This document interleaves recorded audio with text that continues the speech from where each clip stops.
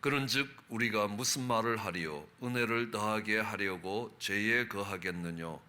그럴 수는 없느니라. 죄에 대하여 죽은 우리가 어찌 그 가운데 더 살리요? 무릇 그리스도 예수와 합하여 침례를 받은 우리는 그의 죽으심과 합하여 침례를 받은 줄을 알지 못하느냐? 그러므로 우리가 그의 죽으심과 합하여 침례를 받음으로 그와 함께 장사되었나니 이는 아버지의 영광으로 말미암아 그리스도를 죽은 자 가운데서 살리심과 같이 우리로 또한 새 생명 가운데서 행하게 하려 함이니라. 만일 우리가 그의 죽으심을 본받아 연합한 자가 되었으면 또한 그의 부활을 본받아 연합한 자가 되리라. 우리가 알거니와 우리 옛사람이 예수와 함께 십자가에 못 박힌 것은 죄의 몸이 멸하여 다시는 우리가 죄에게 종노릇하지 아니하려 함이니 이는 죽은 자가 죄에서 벗어나 의롭다 하심을 얻었음이니라. 만일 우리가 그리스도와 함께 죽었으면 또한 그와 함께 살 줄을 믿노니 이는 그리스도께서 죽은 자 가운데서 사셨음에 다시 죽지 아니하시고 사망이 다시 그를 주장하지 못할 줄을 알미로라.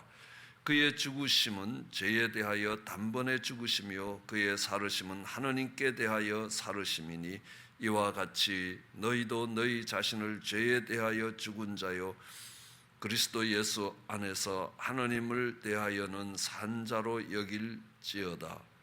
그러므로 너희는 죄로 너희 죽을 몸에 왕노릇하지 못하게 하여 몸의 사욕을 순종치 말고 또한 너희 지체를 불의의 병기로 죄에게 드리지 말고 오직 너희 자신을 죽은 자 가운데서 다시 산 자 같이 하나님께 드리며 너희의 지체를 의의 병기로 하나님께 드리라. 오늘은 우리가 이 침례를 통하여 이 침례가 우리에게 어떤 십자가의 의미를 주고 있느냐라는 것들을 살펴보고자 합니다. 오늘 이 침례를 설명하면서 오늘 로마서 6장 1절은 이야기합니다. 우리가 은혜를 더하게 하기 위하여 죄를 더하게 하겠느냐?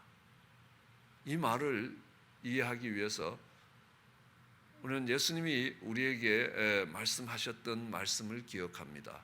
50데나리온 빚진 자와 500데나리온 빚진 자가 있는데 누가 이 모든 빚을 다 탕감시켜 줬을 때 누가 더 사랑하겠느냐? 누가 하느님을 더 사랑하겠느냐? 당연히 500데나리온 빚진 자가 더 사랑한다는 것입니다. 그 말은 뭐냐면 우리의 죄가 크면 클수록 하느님이 베푸신 은혜가 크다는 것들을 알 수 있습니다. 저 사람 왜 저 모양인가? 저 사람의 죄는 이만큼 되고 내 죄는 요만큼밖에 안 된다는 이야기입니다. 언젠가 가까운 사람, 사랑하는 사람의 허물이 보이면서 그 사람의 죄가 크게 보이는 순간 내가 하느님 앞에 갖고 있는 죄는 적다는 겁니다. 죄의 크기가 적은 것은 자신의 의가 드러나기는 하겠지만 하느님의 은혜가 거기에 미치지 못한다는 것들을 알 수 있습니다. 그렇게 이 로마서 5장에 설명이 됩니다.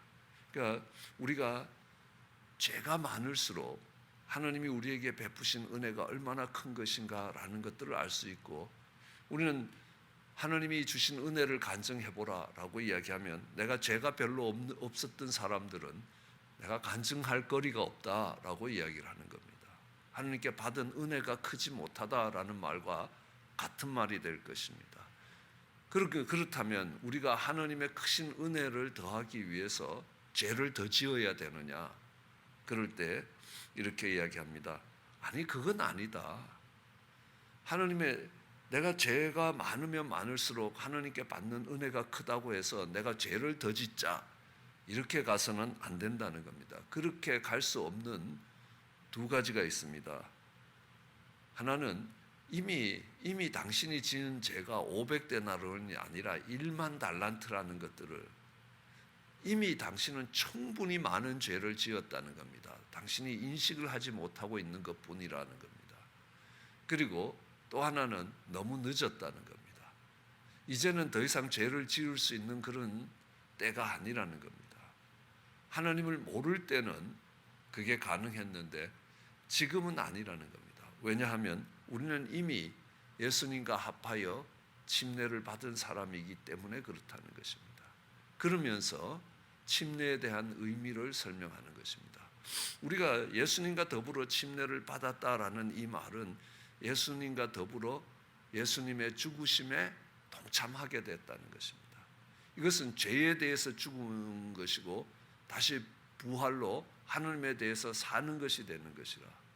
우리가 침례를 받을 때에 물속에 들어갈 때에 이 물속에 들어감으로 내 자아가 죽는다는 이 예식이 되는 것입니다. 그리고 물속에서 올라올 때는 죽었던 내가 다시 그리스도와 함께 산다는 의미를 갖고 있는 것입니다. 그래서 이렇게 평소에 고집이 세고 이렇게 힘든 사람들은 물속에 쭉 집어넣고 확실히 죽어야지 그 다음에 확실히 살 수 있다는 것입니다. 대충 물속에 들어갔다 나왔으면 안 된다는 겁니다. 그래서 이 침례를 집례하는 목사의 권한은 이 사람을 물속에 집어넣고 얼마나 오랫동안 이렇게 둘 수 있는가라는 것은 침례를 집례하는 목사의 권한이라고 생각합니다.